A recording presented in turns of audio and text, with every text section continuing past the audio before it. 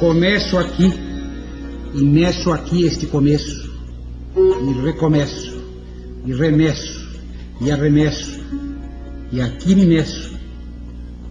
Quando se vive sob a espécie da viagem, o que importa não é a viagem, mas o começo da. Por isso meço, por isso começo.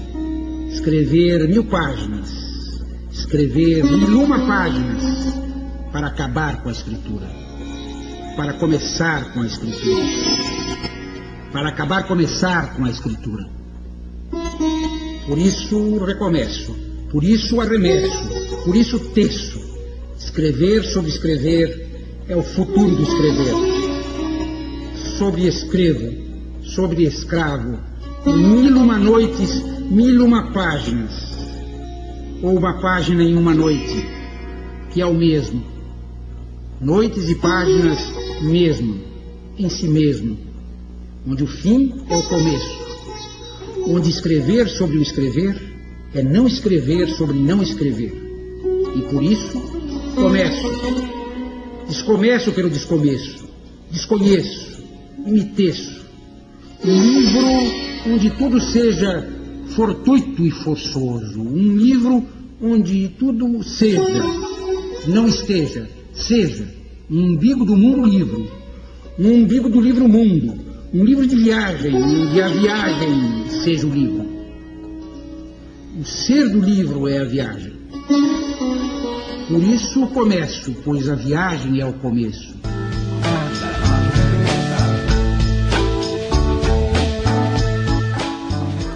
Bienvenidos amigos, bienvenidos a Radio Uruguay 1050M, bienvenidos a La Máquina de Pensar. ¿Cómo andan?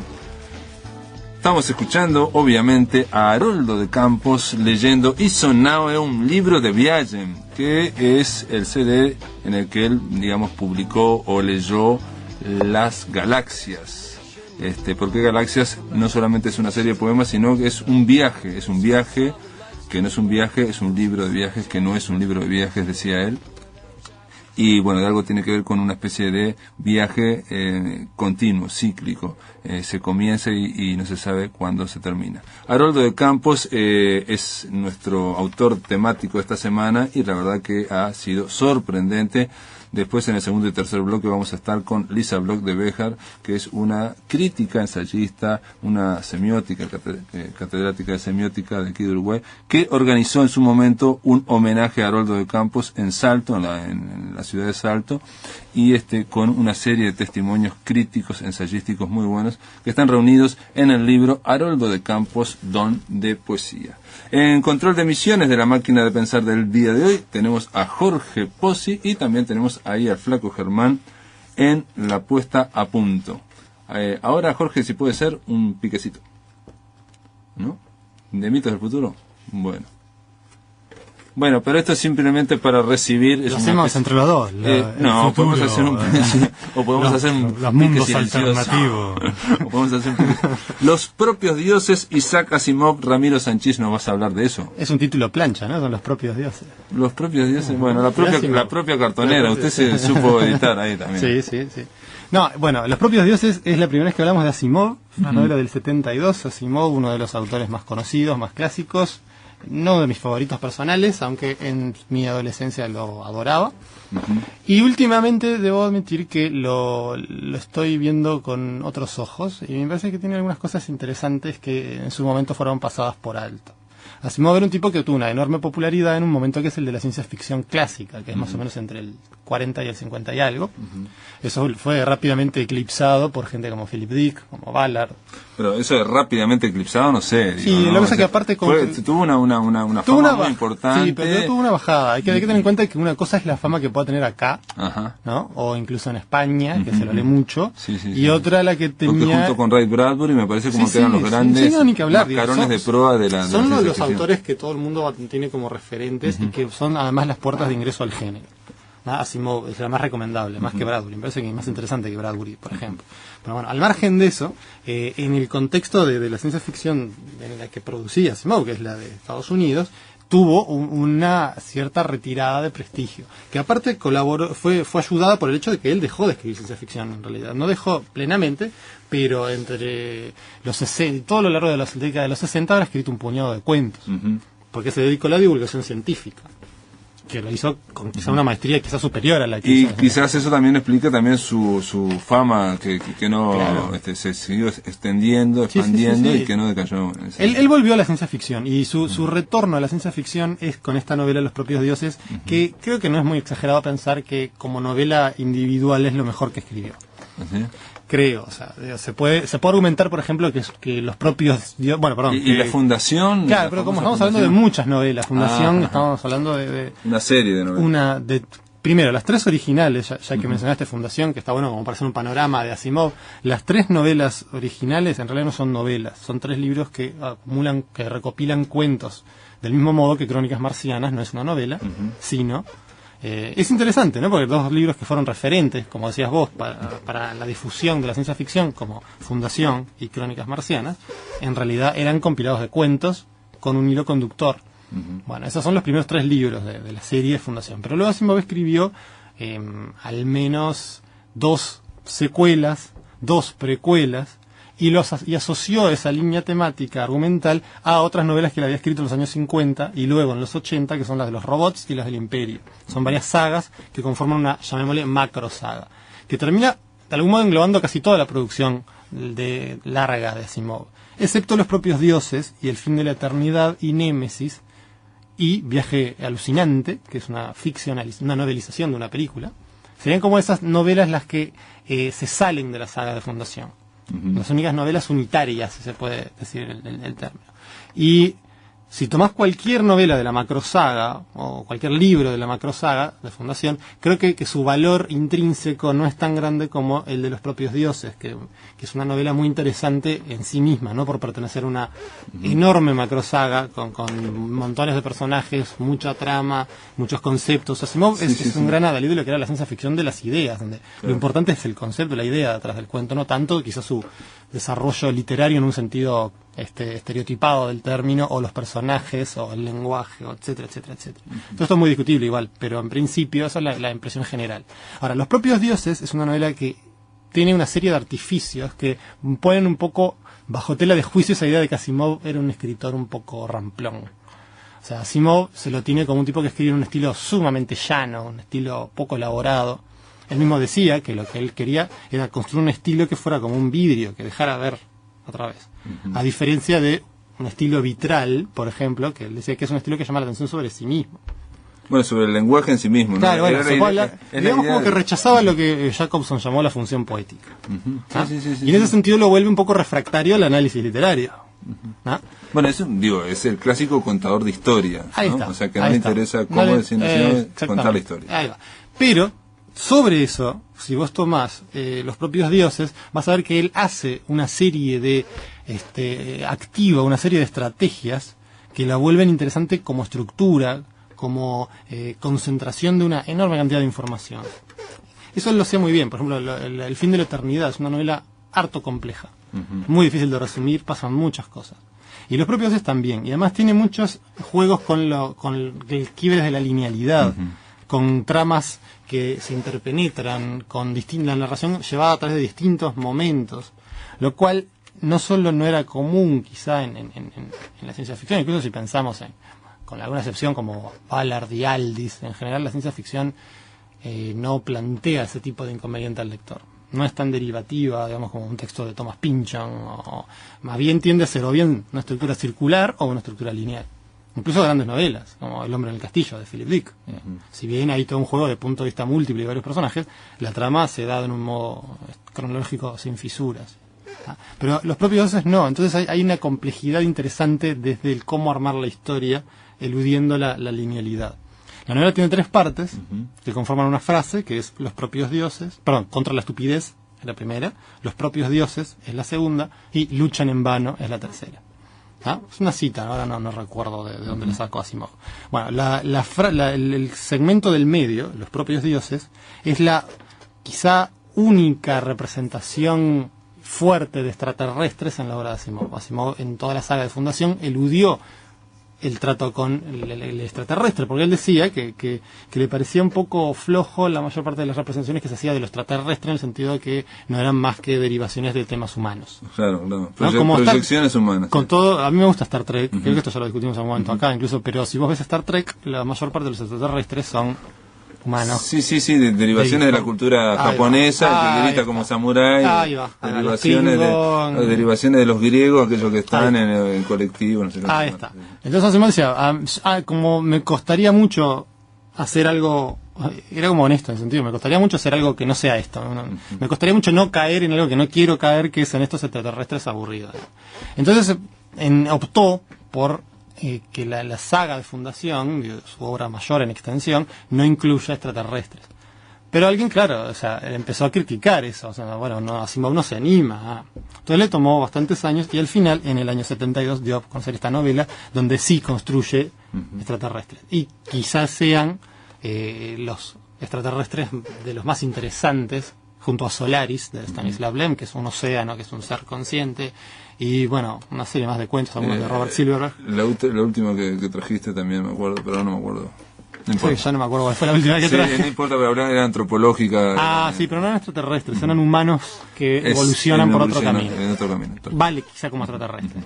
Pero bueno, en principio hay un conjunto limitado de extraterrestres que cumplan esos requisitos que se planteaba Asimov, y quizá el más logrado en ese sentido sea Solaris. ¿Y los propios dioses cómo son los extraterrestres? Bueno, lo que él presenta es en el centro, en esa sección del centro, es una raza extraterrestre, una especie extraterrestre que está dividida en tres.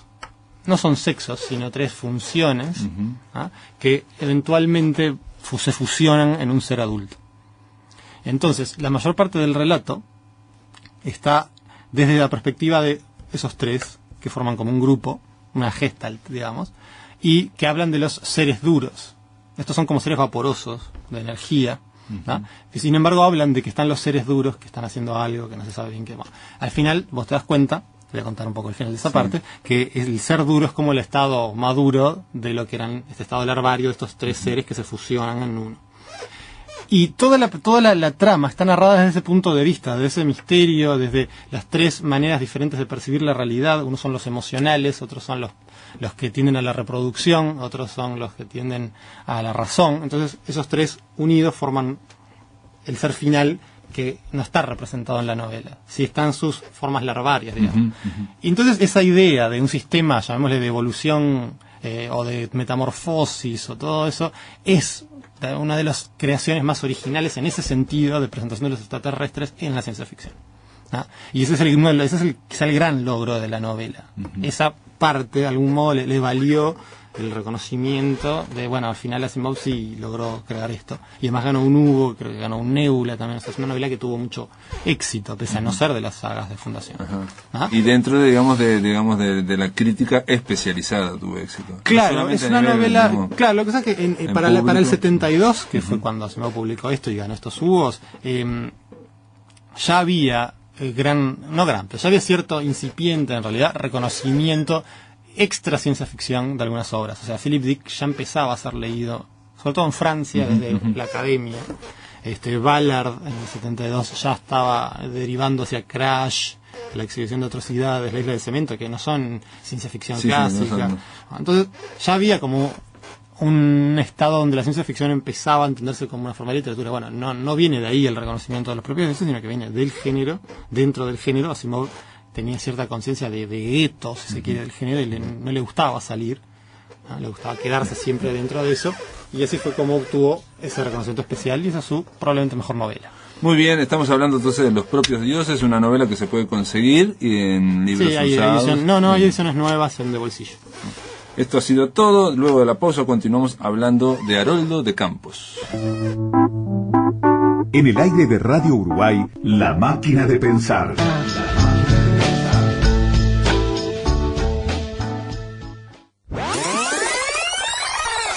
Concurso de operadores. El SODRE comunica que ha extendido el periodo de inscripción hasta el jueves 18 de noviembre a la hora 18. Las inscripciones continúan recibiéndose en el Departamento de Coordinación, Peatonal Sarandí 430, tercer piso, de lunes a viernes, en el horario de 9 a 18. Las pruebas comenzarán el lunes 22 de noviembre a la hora 9. A partir del viernes 19, se comunicará fecha para la presentación de los concursantes de acuerdo a su número de inscripción.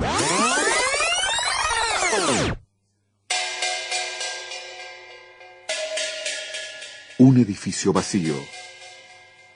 Un corredor de cemento. 3 hombres. El examen. La nueva pieza teatral de Carlos Regerman, con dirección de Sandra Macera. Implacable, vertiginosa, un ejercicio de suspenso sobre el poder vuelto contra sí mismo. El examen. Premio Nacional de Letras. Premio 60 años de Teatro El Galpón. Premio Fondos Concursables para la Cultura. Antigua sede del Servicio de Intendencia del Ejército. Rambla Portuaria, esquina Guaraní. Invita Radiodifusión Nacional, Sodre.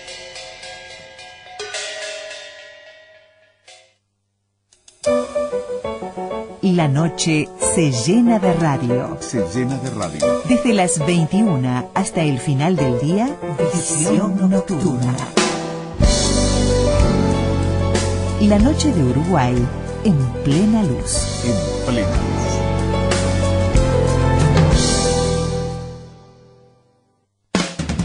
luz. Salí a disfrutar. 8ª Feria del Libro de Maldonado. Leer sirve. Lecturas, conferencias, presentaciones. Participan también La Valleja, Rocha y 33. Plaza San Fernando de Maldonado. 10 al 14 de noviembre. Auspician Ministerio de Educación y Cultura. Dirección Nacional de Cultura. Sodre. Organiza Dirección General de Cultura. Maldonado. Contigo está mejor. Intendencia de Maldonado. Radio Uruguay transmitirá desde la feria el viernes 12 los programas de 10 a 12, Efecto Mariposa y El Tungelé. Somos Radio Uruguay, 1050 AM, Montevideo, Uruguay, con su repetidora 103.9 FM en el departamento de Colonia.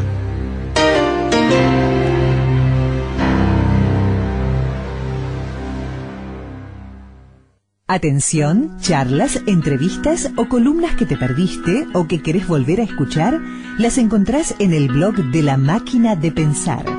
Ingresá a piensamáquina.blogspot.com y bienvenido al corazón de las palabras. Ustedes saben que hemos dedicado esta semana a Haroldo de Campos, a este ser poliédrico, este ser traductor, escritor, poeta, ensayista, crítico, en fin, una suerte de hombre orquesta. Y en el último día dedicado a Haroldo de Campos, bueno, para culminar esta semana, le vamos a dar la bienvenida a Lisa Bloch de Béjar. ¿Cómo andás, Lisa? Muy bien, con mucho gusto, sobre todo si vamos a hablar de Haroldo, de su poesía, de su obra, de sus visitas al Uruguay, de lo que fue su presencia entre nosotros, que me parece que no todos están muy al corriente. No, seguro que nadie la conoce. Sí. Lisa Bloch de Béjar, bueno, no la voy a presentar, tiene una extensa trayectoria docente como crítica, como ensayista, como traductora, como semiótica, encargada de la cátedra de semiótica. Hace muchos años. En Ciencias de la Comunicación. Hace muchos años. En el IPA también, en fin. Teoría literaria. Y aparte una gestora cultural que hizo cosas como esta, como Haroldo de Campos, donde poesía es un libro coordinado que recoge ensayos críticos sobre la obra de Haroldo de Campos. Y que está originado en algo que ocurrió en el año 91, acá en el Salto Oriental. Bueno, sí, Salto Oriental, bien dicho. Pero como todas las historias, me da la impresión de que tendría que empezar antes. ¿Viste? Siempre hay algo antes. Siempre hay algo, sí. Y ya que estamos hablando de Haroldo, por alguna razón, el Génesis, lo que nosotros llamamos el Génesis, que en hebreo se dice Bereshit, y te lo menciono porque está involucrado Haroldo en eso, Bereshit empieza con B y no con Bet, y no con Aleph, porque siempre empezó algo antes. O sea, incluso cuando el comienzo, cuando empieza el comienzo, cuando empieza el comienzo siempre hubo algo antes, y entonces es a ese antes, la Aleph, ¿no? Omitida, que bueno, simbólicamente, emblemáticamente estaría en el Bereshit, en el y te lo menciono porque una de las mejores traducciones que se hicieron del Bereshit directamente del hebreo fue la de Haroldo de Campos, que la llama Bereshit, el comienzo, la escena del comienzo. Es yo pensaba traértela porque es preciosa, no solo lo que significa como su transcreación de lo que ya habrán hablado en este programa, supongo, de ese concepto. Sin duda hemos hablado, sí. Ya han hablado. Y también hemos mencionado que él en los últimos 10 años de su vida se dedicó a estudiar el hebreo antiguo para traducir... yo diría antes.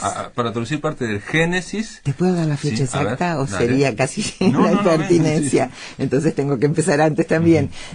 Mira, en 1985, yo no sé si tú estabas por acá, ahí está, nosotros teníamos programado para celebrar el restablecimiento de la democracia y el aura de una época diferente, de una época nueva, habíamos programado un encuentro que le habíamos puesto de título La desconstrucción, otro descubrimiento de América. ¿Eso te dice algo? No. Sí, Jacques Derrida. Muy bien. Bueno, menos mal, viste, Derrida, las cosas no ocurren en vano. Emile Rodríguez Monegal. Jacques Derrida, fue con ellos dos, justamente, que tramamos esa conspiración de hacer un seminario sobre la desconstrucción, no bien se restableciera la democracia.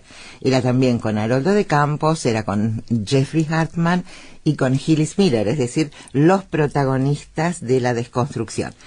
Tuvimos una gran adversidad, a pesar de la celebración de la democracia, que era, digamos, lo que más nos entusiasmaba, y lo teníamos programado para junio de 1985, pero Emile Rodríguez Monegal se enfermó justo en junio, entonces no pudo hacerse el seminario como habíamos pensado, con la coincidencia, la contemporaneidad de todas estas figuras. Sí, qué figura. Sí, era realmente muy interesante. Ese era el Dream Team.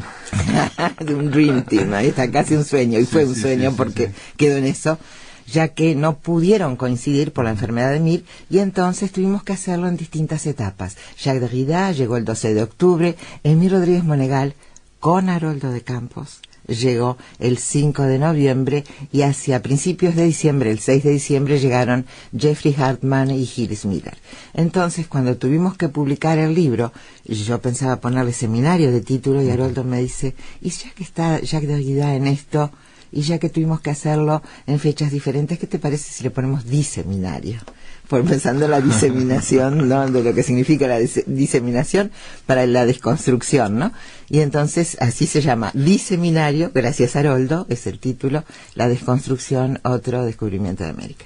Así que él llegó en 1985, pero ¿por qué te digo esto? No solo por empezar antes, sino porque tú diste una cantidad de años de antigüedad de su más reciente conocimiento del hebreo, y con las cifras hay que ser cuidadosos, ya que con las palabras, por más cuidadosos que seamos, ¿verdad?, siempre dicen algo más o algo menos o algo diferente de lo que queremos decir. Mientras estábamos ahí reunidos, estábamos en casa con Haroldo de Campos, él me dice, Lisa, tengo una buena noticia que darle. La noticia era que de una institución bellísima que hay en Jerusalén y que se llama, seguramente lo estoy diciendo mal, ¿no?, Mishkenot Sha'ananim, me invitaron a pasar 6 meses en Jerusalén. Y entonces yo digo, ¿cuándo se va, Haroldo? Y me dice, no, por ahora no voy a ir, por ahora no voy a ir. Entonces yo me quedé bastante desconcertada, porque sabía, como sé, que Haroldo era una persona de pensamiento independiente y no tiene ciertos prejuicios, viste, que están asociados a Israel ciertos intelectuales ciegos, sordos, tontos, los aparachiks, a los que él se refiere en alguna de sus poesías, ¿no?, que yo justo la traje acá, se niegan, ¿no?, a ir, no irían a Israel o no irían a Jerusalén, en fin, pero van a cualquier otro lado, no te preocupes porque van hasta Irán, ¿no? Bueno, y entonces Haroldo, yo me quedé así muy desconcertada. Él me dice, ¿por qué? ¿Qué duda tenés? Y le expresé, ¿no?, lo que era mi impresión. Y él me dijo, no, lo que pasa es que si ellos son tan generosos en invitarme, ¿cómo voy a ir yo sin saber hebreo? Entonces me dice, cuando sepa hebreo, voy a ir. Yo pensé, bueno, quién sabe cuándo va a ir, ¿no? Que tal vez sea un proyecto póstumo o algo por el estilo. Y entonces él, a los 4 o 5 meses, me escribe una carta preciosa que la tengo todavía en casa, tengo varias cartas de él, donde dice, bueno, ahora ya sé hebreo, así que estoy dispuesto a ir a Jerusalén, y a lo que me voy a dedicar especialmente es a la traducción del Antiguo Testamento. Y entonces tradujo ahí lo que te decía recién, ¿no? El Bereshit, es decir, el comienzo. El Génesis, no todo el Génesis, sino aparentemente los 30 primeros versículos. Digamos, algo más. Lo que es la semana, digamos, los 6 días y el sábado. Sí, además con una introducción crítico-teórica excelente. Te lo voy a facilitar porque realmente es de una hermenéutica, de un exégesis finísimo. Y el Eclesiastés también, ahí está, Kohelet, que lo tradujo como literalmente el que sabe. Qué hermosura, ¿no? El que sabe, y entonces también con todo un expediente de crítica y de antecedentes. Bueno, una maravilla, porque no solo te introduce en la poesía de otra manera y que te cambia la visión del Eclesiastés, por supuesto, porque su traducción es transcreadora, ¿no? Es la traducción de un poeta, lo que él considera. Y también, por ejemplo, cuando estuvimos en Salto, ahora sí, Salto yo también, pero al Salto Oriental, en 1991, él nos presentó allí, qué maravilla fue el Shir HaShirim, es decir, el cantar de los cantares, que él traduce como cántico de cánticos. Pero lo que seguramente tú no recordás, porque no sé si ahí está suficientemente dicho, cuando hicimos el encuentro con Haroldo de Campos, él estaba allí, y estaba Carmen, su mujer, que publicó hace muy poco un precioso libro póstumo de Haroldo que se llama Entre Milenios, bellísimo, y la primera poesía está dedicada al encuentro de Salto, y a Adriana Contreras en especial, que estuvo presente también ella, porque proyectó en esa oportunidad La Nube de Magallanes en honor de Haroldo de Campos, donde ella lleva la experiencia visual, a la experiencia estética, lo que se puede entender como la imaginación de las galaxias. Por eso La Nube de Magallanes. Y Adriana Contreras también hay una entrevista. Claro, que le hizo en Televisa. Claro, con Hugo Bonaldi. Sí, ahí está. Y que está reproducida en este libro, en Haroldo de Campos, donde es poesía. Sí. Y él ahí anuncia que está traduciendo, o está intentando traducir el Génesis, pero aparte con instrumentos de la poesía experimental, o sea, una transcreación para probar que Dios es un poeta experimental. No sé si es un poeta experimental, pero que era un magnífico lingüista, o será, porque él tampoco define los tiempos, entonces nunca sé cómo atribuirle los tiempos verbales. Un poeta, lingüista, todo lo que quieras, realmente una maravilla. Y Haroldo, me quedó por decirte, tantas cosas, que cuando estuve en el 85 y publicamos ese libro sobre el seminario, como bien decís, hay intervino Haroldo con 2 conferencias bellísimas. Una sobre el sentido de la nostalgia, Sehnsucht, que se dice en alemán, y allí con otro artículo más que tiene relación con las teorías de la traducción de Walter Benjamin, porque una de las cosas que también hay que señalar es que era un teórico notable, impresionante, tanto que me arriesgo a decirte esto, en San Pablo y en la Universidad de San Pablo se conocieron las teorías de Walter Benjamin por Haroldo de Campos, como también se conocieron las corrientes de los formalistas rusos, porque seguramente ustedes deben de haber hablado sobre el tema de su relación con Boris Schneiderman y la traducción del ruso. Eso no lo hablamos, lo mencionó Roberto Chavarren, pero te lo quería preguntar porque a mí me sorprendió en este libro donde hay artículos, ponencias, hay uno de Boris Schneiderman. Del mismo, porque él estuvo en nuestro encuentro. Y donde él fue el hombre que lo ayudó a Haroldo de Campos a traducir a Mayakovsky, a los poetas rusos. A Mayakovsky, a Marina Tsvetaeva, a Akhmatova. A mí lo que me sorprendió, lo que me sorprendió muchísimo, y tiene que ver con lo que acabas de contar también con respecto al hebreo, es que Haroldo de Campos, Boris dice que Haroldo de Campos aprendió 3 meses ruso. 3 meses. Y a los 3 meses estaba traduciendo una poesía de Mayakovsky. Y la estaba traduciendo, ¿sabe? Porque el enigma para él de Mayakovsky era el siguiente, que decía él que él leía los textos en prosa críticos de Mayakovsky y decía, este hombre tiene un tremendo nivel. Sin embargo, la poesía que yo leo parece eslogan, algo debe pasar. Y fue a buscar la poesía verdadera. Ahí está. Y para probar que era un gran poeta. Y claro, sí, y esa sensibilidad contra los clichés, los estereotipos, lo que tú decís, eslogans, ¿no? Yo quería recordarte, porque me parece uno de sus mejores poemas, y no lo transcribí todo porque es larguísimo. Eso está traducido al español, porque hay una muy buena traducción de, creo que La educación de los 5 sentidos, que es una cita de Marx, por, ¿cómo se llamaba? Sánchez Robaina, por Sánchez Robaina, y es un precioso libro también, porque también tiene eso, Haroldo, ¿no? Su relación que atraviesa no solo atraviesa los idiomas, sino atraviesa las culturas, atraviesa también las artes. Y entonces siempre busca lo que puede ser el disfrute visual, también en los libros que él publica. Hay una belleza plástica en sus libros. Bueno, tenía que ver también con el tema espacial, de la poesía concreta, con el tema gráfico. Pero claro, ustedes hablaron de la poesía concreta. Hablamos algo. Sí. Yo quería decirle un detalle y para ir un poco a la pausa, porque creo que este detalle tiene que ver, y es para tratar de hablar de algo de Haroldo de Campos que es sorprendente. Boris Schneiderman lo cuenta en ese artículo y dice que Haroldo de Campos traduce a un poeta ruso que ahora no me acuerdo, no era Mayakovsky, era otro. Hlemnikov. Exacto. Y del poemario, del libro de poemas, no traduce todos los poemas, sino que traduce algunos y otros los desecha, digamos, ¿no? Sí, bueno. Años después resulta que los que desechó Haroldo de Campos eran los poemas que habían sido censurados por la censura soviética y que habían estado cambiados. Entonces Boris Schneiderman dice, ¿cómo este hombre se dio cuenta? Eso es intuición. Y el otro caso es el de Augusto de Campos, que traduce también un poema en ruso y donde hace que en portugués quede como central la letra L en todos los versos. Y resulta que el poeta, una vez que he conversado, decía que en el original era importantísimo la letra L. Ahora, ¿cómo ellos podían darse cuenta o tener esa intuición? Decir, bueno, este poema no me gusta, este sí, y era precisamente los que no habían sido censurados. Ahí está. Bueno, eso habría que preguntárselo a los propios poetas, me parece, pero creo que lo han de haber ayudado, además de una intuición y una intuición poética formidable, lo deben de haber ayudado los censores.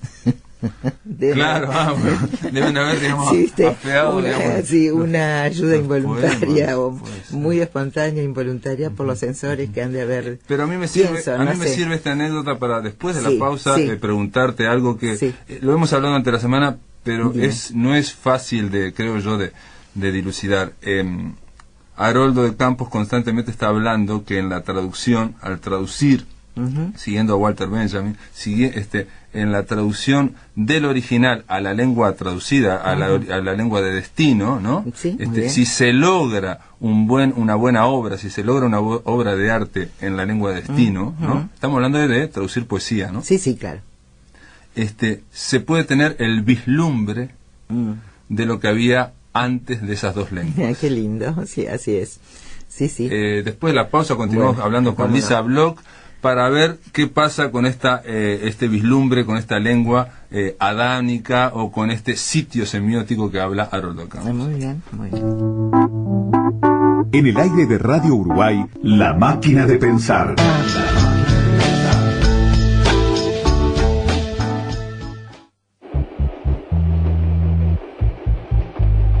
Quinto encuentro de danza contemporánea de niños y adolescentes. 12, 13 y 14 de noviembre en Teatro del Notariado. Proyecto premiado por los fondos concursables 2010 y dentro del registro de los fondos de incentivo cultural del MEC. Apoya Radiodifusión Nacional del Sodre.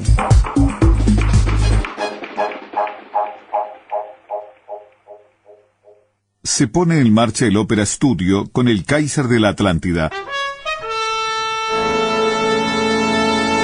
El martes 16, en el Auditorio Adela Reta, se estrenará El Kaiser de la Atlántida, ópera de cámara de Víctor Ullmann. Habrá funciones asimismo los días jueves 18 y sábado 20, todas a la hora 20.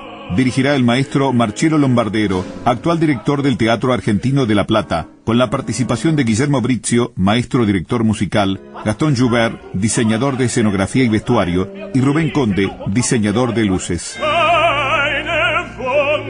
Con este estreno se pone en marcha, en el marco de las nuevas actividades del Sodre, el Ópera Studio, proyecto que se viene desarrollando en el Teatro Argentino de La Plata, bajo la dirección del propio Lombardero. Localidades en venta en Red UTS y en boletería del auditorio, con precios que van de 50 a 400 pesos. La versión grabada de esta ópera será emitida por Radio Clásica 650 AM, emisora de Radiodifusión Nacional, el viernes 26 a la hora 18. Acto de bienvenida a la Celeste, 13 de julio.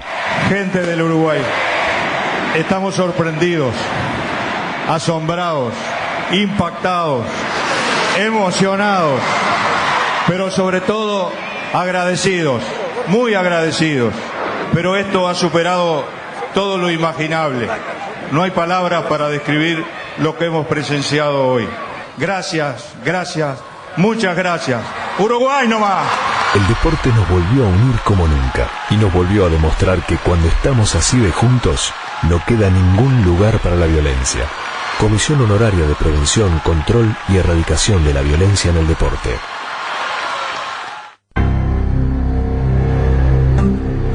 Somos Radio Uruguay, 1050 AM, Montevideo, Uruguay, con su repetidora 103.9 FM en el departamento de Colonia.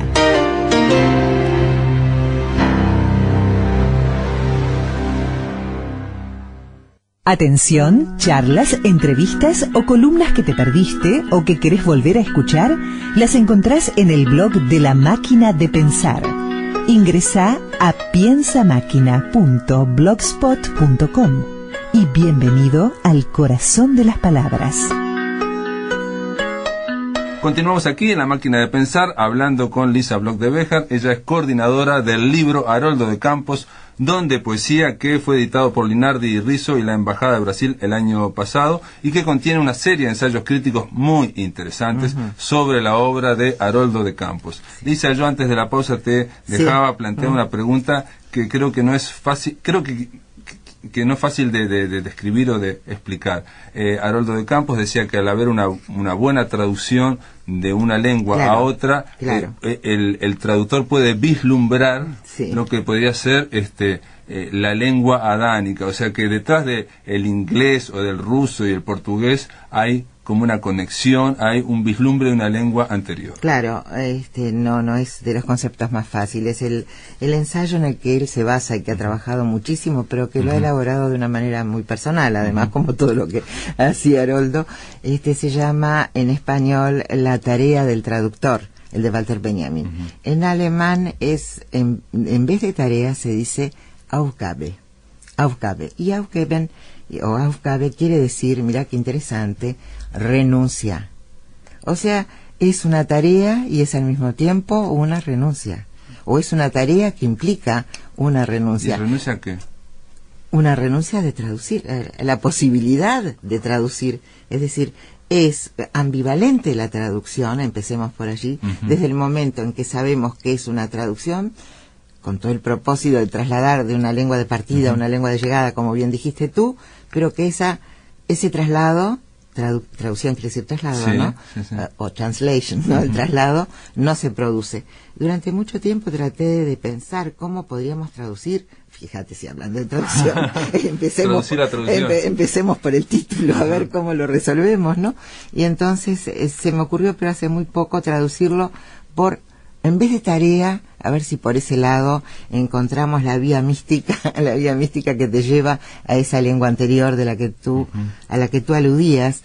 En vez de hablar de tarea, hablaría de misión, para que también estuviera implicada la dimisión, el dimitir, es decir, la tarea que es a su vez renuncia, una tarea que se sabe que se hace algo, pero que ese algo está negando también lo que es un principio, creo que de los básicos del pensamiento de la desconstrucción. Es decir, que una palabra pueda comportar dos significados y bueno, eso ya no nos sorprende porque sabemos de lo que son de significativas las palabras, pero que esos significados sean contradictorios.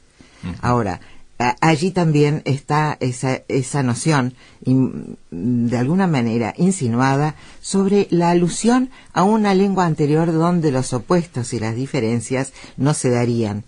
Él habla de sitio semiótico también, maneja los dos, no maneja la lengua dánica. Sí, yo prefiero hablar de lengua, en el caso también de Haroldo, lengua dámica o lengua dánica edénica, es decir, es la lengua del paraíso, ¿no?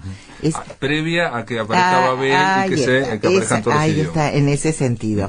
Y por ejemplo, él refiriéndose a esa lengua en uno de los poemas que fueron traducidos por uno de los poetas más próximos, Haroldo, que falleció, Manuel Ulacia, un mexicano brillante que también ahí participó en Salto, y con un compatriota nuestro, Eduardo Milán, tradujeron un libro que se llama Transideraciones. Hablan del idioma materno, porque Haroldo también tenía una gran facilidad neológica, yo te diría era un torrente neológico, pero neológico, una invención que implicaba ¿cómo puedo decirte? La contracción de palabras diferentes, ¿no? O el entrecruzamiento de palabras, pero sobre todo la contracción.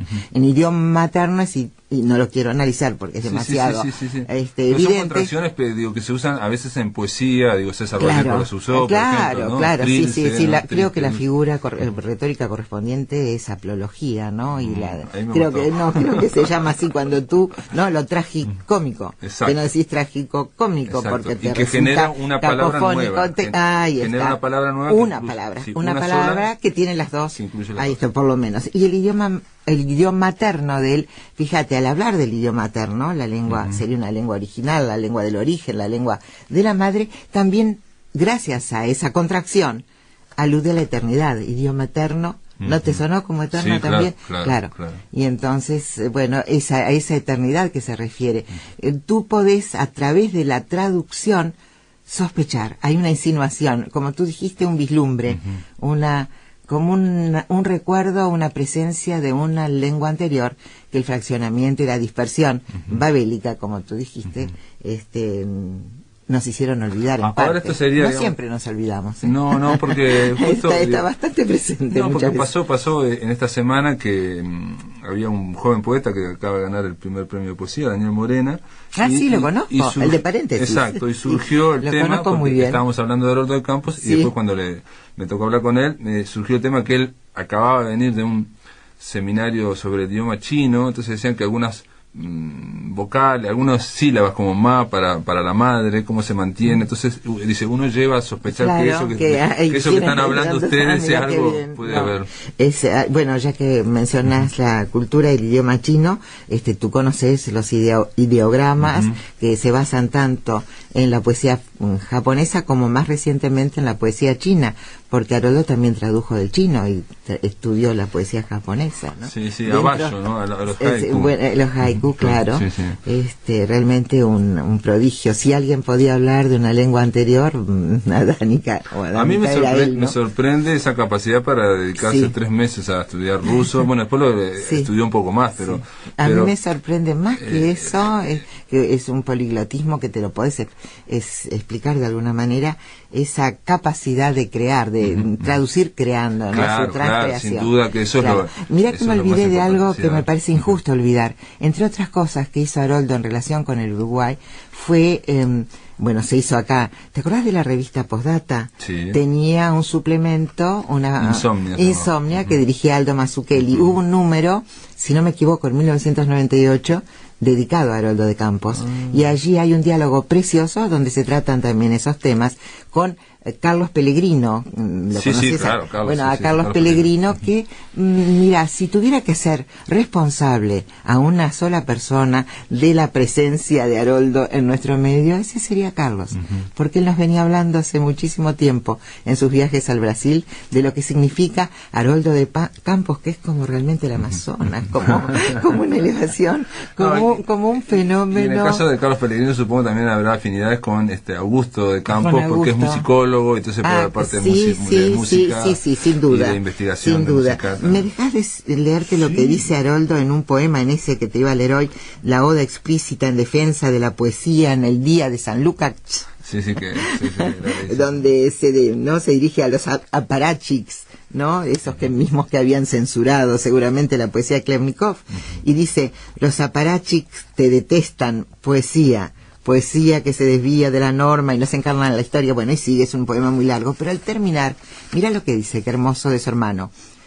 Dice: y como hace poco el Augusto, decía que la flor flora, el colibrí colibriza y la poesía poesía. Qué precioso, porque viste que no solo contrae palabras y crea neologismos, sino les crea funciones nuevas. Acá tenés poesía como una tercera persona del verbo, ¿no? Sí, como un verbo. Sí. O sea, como una acción. Ahí está, una capacidad de manejar los materiales de la lengua que realmente la cambian, la transforman, la vuelven reveladora en todas las instancias en que él se pronuncia, ¿no? En esta semana también entrevistamos a alguien que también está aquí, que estuvo en ese encuentro en 1991, que fue Jerusa Pires, la esposa de Boris Schneiderman. Es la esposa. Claro, porque me contó que viajaron en el auto desde allá todos los cuatro en San Pablo. Claro. Y un detalle que decía, dos detalles. Uno, que él estudiaba idiomas, pero no para hablarlos necesariamente, sino para leer y para poder traducir. Y traducía solo lo que él quería, digamos, ¿no? O sea, de la Ilíada, un hombre por ejemplo, libre, independiente, un par ¿no? de cantos nada Claro. más, ¿no? O sea, Sí, porque por alguna razón le